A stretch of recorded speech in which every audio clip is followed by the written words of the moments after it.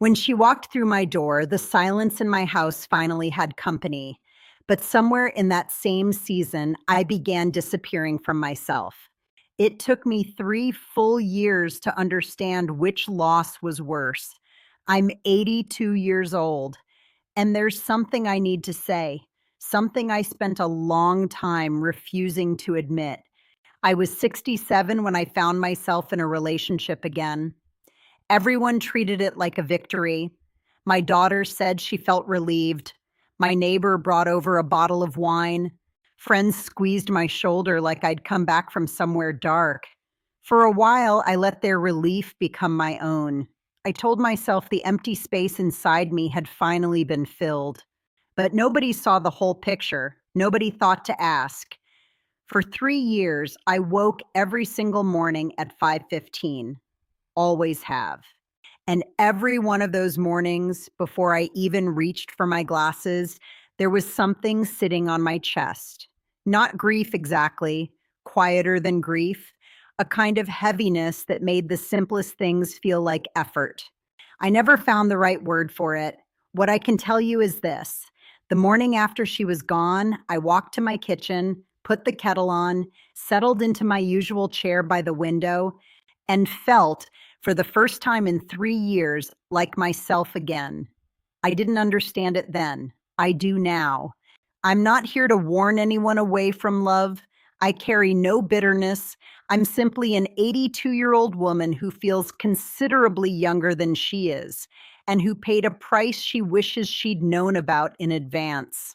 I'd rather say it plainly to you now than watch you spend what time you have left learning it the way I did. But first, you need to know who I was before any of this began. Because the woman I was at 66, I'm still searching for her. My husband, Edward, passed in 2009. A stroke, very sudden. There was almost no time to prepare. People kept saying how merciful that was. I suppose they needed to say something.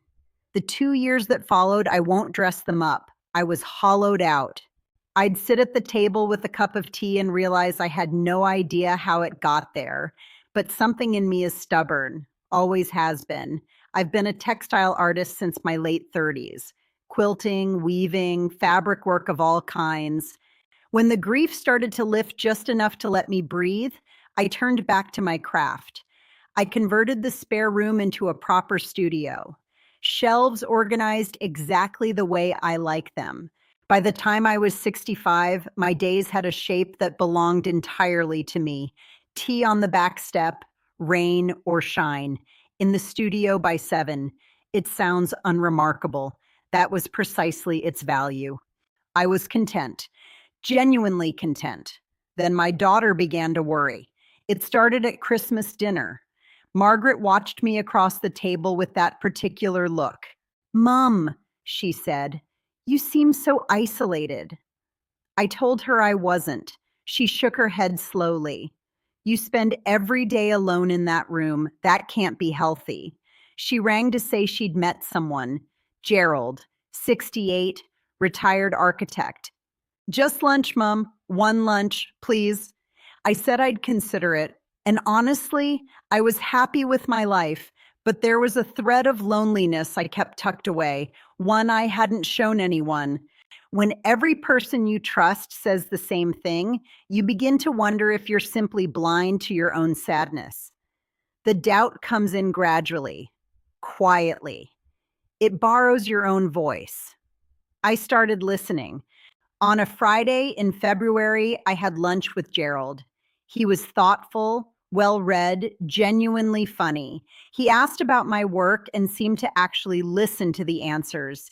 He had kind eyes. Lunch became a walk. A walk became Sunday dinners. By summer, everyone around me exhaled. And I'll be honest, the early months were lovely in their own way. There was something nourishing about being known by another person again. He wasn't seeing me. He was seeing the version of me I'd put forward, the woman who dressed carefully for dinner. The real me was the one in the studio at 7 in the morning, and that woman was about to appear. The changes didn't announce themselves. Gerald was a social creature, especially in the mornings. By 8:30, he had opinions about the news, questions about the day ahead. But I am not a woman who is ready for conversation before 9 o'clock. Around mid morning, he'd appear in the doorway. Don't let me interrupt. I just wondered if you'd like anything. They weren't intrusions in any cruel sense, but they broke the thread. They pulled me out of the focused quiet that my work requires. I have never spoken this next part to anyone. I wasn't angry at him. He was a decent man. He wasn't taking anything from me on purpose. He was simply present. And I had spent years building a life that needed solitude the way a plant needs light. The moment I knew came on a Tuesday morning in April. I woke before dawn. He was still sleeping.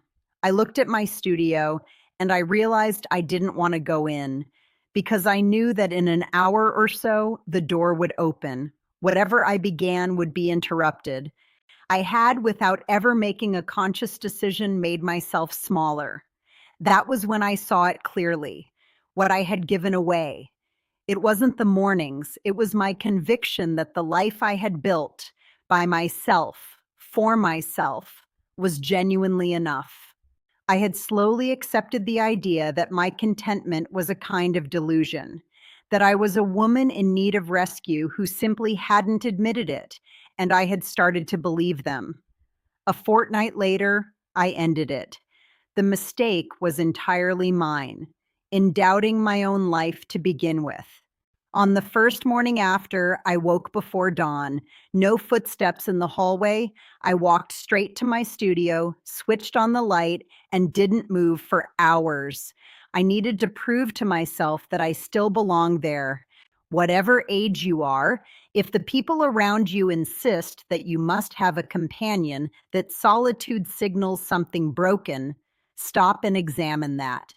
Choosing company purely out of fear of being alone is a different thing entirely. Dying alone is not the worst outcome. The worst outcome is spending the years you have left as someone you no longer recognize in the mirror. When you are genuinely yourself, the morning is yours. The quiet is yours. The studio, the garden, the cup of tea going cold while you sit and think. It is enough. Don't let anyone talk you out of it. For me, at this point in my life, it is more than enough.